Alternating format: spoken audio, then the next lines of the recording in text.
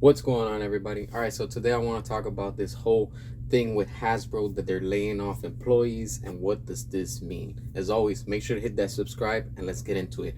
All right, so look, Hasbro is laying off 1,100 employees. All right, that's a lot of people. All right, this shows that things are bad and they're not getting any better. All right, they're also shutting down an office over in Providence, Rhode Island. And like I said, what does this mean? All right, a lot of things are going to come from this. For sure, price hikes. They're going to raise prices. All right, Hasbro every so often raises the prices.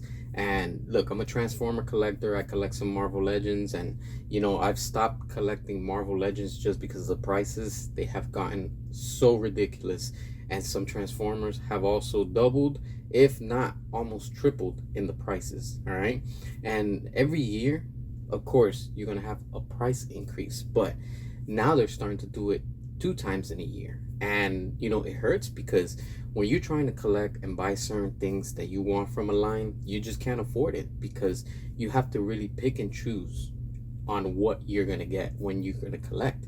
All right, Hasbro are complete greedy when they come to like prices, and of course like every other corporation, but these people are just ridiculous. Like if you collect Transformers, they have these little figures that they're core class. It's a very small figure. It's like within like the 4 inch or probably around there 3.75. They're small. Those are now running about like 12 to almost $15, depends on where you get them. I've seen them. I've seen them at Target. They could run about, like I said, from 12 to 15. And if you get them on a sale, then that's a good deal. But then they get you with the shipping, because you have to buy a certain amount, and even with that, like, for it to qualify for free shipping, if you want to say. And it's not a good thing. For collectors, it's not good.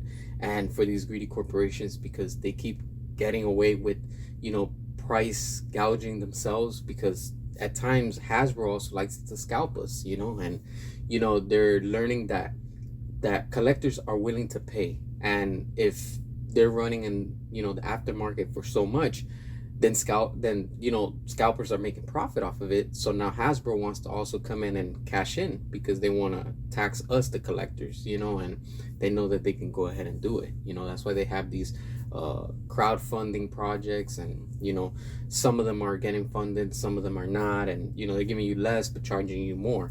And as a collector myself, like, you just have to sit back and pick and choose what you're gonna fund, if you're gonna fund something.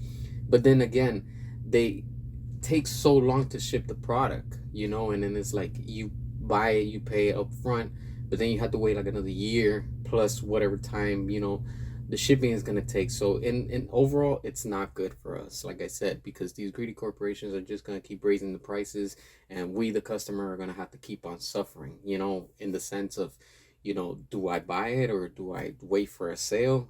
Sometimes you can wait it out, give it some time, and they'll go on sale. Not everything, but something, for the most part, because some of these things are in high demand, and if they're too expensive, people might buy them. It's always a 50-50. It's just a gamble that you don't even know if it's gonna happen. But and then now that Hasbro is also teaming up with McFarlane, this is another thing too, because it's good and bad. McFarlane is good when they make their figures and all that stuff, so they've been steady with their prices. But then when it comes to teaming up with Hasbro, this can go both ways. It could, in the long run, hurt McFarlane, or it can help McFarlane, and they're going to eventually end up buying Hasbro. Because let's face it, kids are not buying toys. They don't care about these toys. The only ones that are buying these type of toys, if you want to say, are us, the collectors. And Hasbro knows it. Mattel knows it. Like, these companies know that adults are the ones that are buying these figures to collect. And another thing, when it comes down to it, is just, who are you going to cater to? Kids or adults that want, these figures that are made for kids or whatever. And, the thing overall is just not good. And like I said, I don't want to sound negative or anything, but the realistic side of it, kids don't play with toys anymore. They just buy PS5s, Nintendo Switch.